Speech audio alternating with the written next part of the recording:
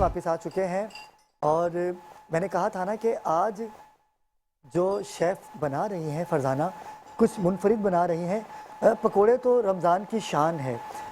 हर अफ्तारी में पकोड़े और समोसे ना हो, दही बड़े ना हो तो अफ्तारी का दस्तरखान जो है वो अधूरा सा लगता है। लेकिन आज जो शेफ़ ने पकोड़ों के आलू काटे और जिस तरीके से उन्होंने बनाया, तो मैं तो बहुत ज़्यादा इंतज़ार में हूँ कि जल्द से जल्द अफ्तार करीब आए और हम इसको तनावुल करें। क्या कहेंगी फरजाना?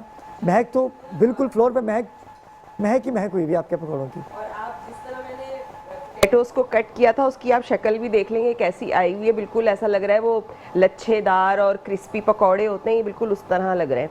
पकौड़े हमने सारे ऐड कर दिए हैं, बस लास्ट बैच हमारा फ्राई हो रहा है। अच्छा, ब्लेंडर में मैंने सेब, खजूर और मिल्क ऐड कर दिया था, मैंने शुगर ऐड नहीं की थी।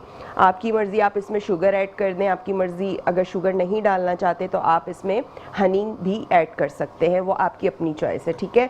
मैं कुछ भी ऐड नहीं कर रही हूँ।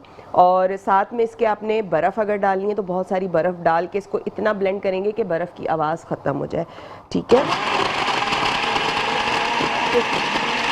जी जी जी। शहद का इस्तेमाल करना चाहिए, चीनी से तो शहद बीमारियां हो ज़्यादा जाती हैं हेल्दी आजकल। है हेल्थ पॉइंट ऑफ व्यू से, बजाय ये कि आप शुगर का इस्तेमाल करें। शुगर तो डॉक्टर्स आजकल वैसे भी मना करते हैं कि शुगर आप ना दें, बल्कि पहले तो बच्चों को हम जब बच्चे पैदा होते थे तो उनको शहद चटाते थे या गुट्टी जो है वो चटाते थे। अब तो डॉक्टर्स कहते हैं कि 1 साल तक आपने ना नमक देना है बच्चे को, ना आपने मीठी कोई चीज़ खिलानी है उसे।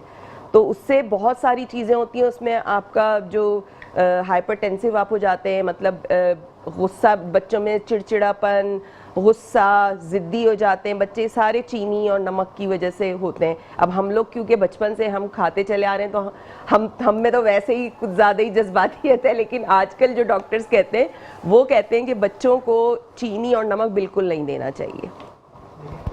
आ गया कि जी ये नेमतें हैं लेकिन हमें इनसे दूर कर दिया गया है और बच्चों को किस काम पे लगा दिया गया। बच्चा अगर पैदा होता है तो उसे दूध भी आर्टिफिशियल दिया जाता है कि भाई आप ये दूध, बकायदा रिकमेंड किया जाता है कि नहीं आपने ये वाला बच्चे को दूध पिलाना है इतने महीने तक। बड़ा मुश्किल में आ गए लोग, कैसे बीमारियाँ होंगी जी।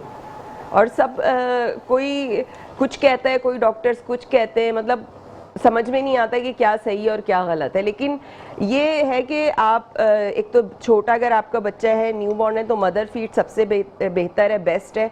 और उसके बाद जो है जब बच्चा आपका खाने पीने के लायक हो जाए तो आप उसको सॉलिड फूड में फ्रूट्स पे ले आएँ। इसके अलावा दालें हो गई, दालों का सूप है, चावल हो गए, इस तरह की चीज़ें, तो जो घर की बनी हुई चीज़ें हैं वो ज़्यादा फ़ायदेमंद है बच्चे के लिए। किचन मेरे ख्याल से हमारा हो चुका, बस मैं ये शेक थोड़ा सा ब्लेंड कर लूँ और हमारी जो दोनों रेसिपीज़ हैं वो तैयार हो चुकी हैं, पकौड़े रेडी हैं। तो हमारी दोनों रेसिपीज़ आज की, जो हमारे प्याज और उसके आलू के जो पकौड़े थे वो ज़बरदस्त, क्या खूबसूरत लग रहे हैं, तैयार हो चुके हैं। बिल्कुल हम इसको अफ्तारी में टेस्ट करेंगे जी। और मैं बाकायदा रेकमेंड करूँगा अपने नाज़रीन को कि ये रेसिपी ज़रूर ट्राई कीजिएगा क्योंकि दिखने में इतनी खूबसूरत है। तो जब इसको जब तनावुल करेंगे तो ये क्या टेस्ट देगा, ये भी इसके लिए भी कमेंट करना कबील वक्त होगा। बहुत शुक्रिया फरजाना, आपने इतनी अच्छी रेसिपी हमारे नाज़रीन तक पहुँचाई। शाहिद कादरी हमारे दरमियान मौजूद हैं, शाहिद चिश्ती भाई। शाहिद भाई बहुत सीनियर सनाफ़ खान हैं, हज़ारों लाखों शागिर्द हैं आपके, और मैं चाहूँगा कि आपके कलाम से ही, क्योंकि हमारा जो अगला सेगमेंट है वो इल्म व आगाही का है, हम उससे कबल चाहेंगे कि आपके कलाम से ही अपने दूसरे सेगमेंट का आगाज़ करें। बिस्मिल्लाह। सल्ले अला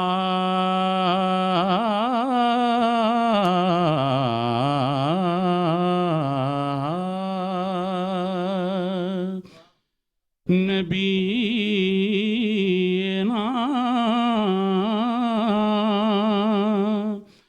सल्ले अला मुहम्मदिन सल्ले अला शफीना सल्ले अला मुहम्मदिन।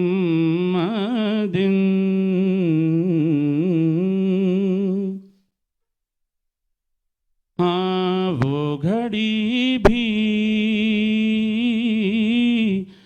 हंसी घड़ी होगी, वो घड़ी भी हंसी घड़ी होगी, होगी वो घड़ी भी हंसी घड़ी होगी, वो घड़ी भी हंसी घड़ी होगी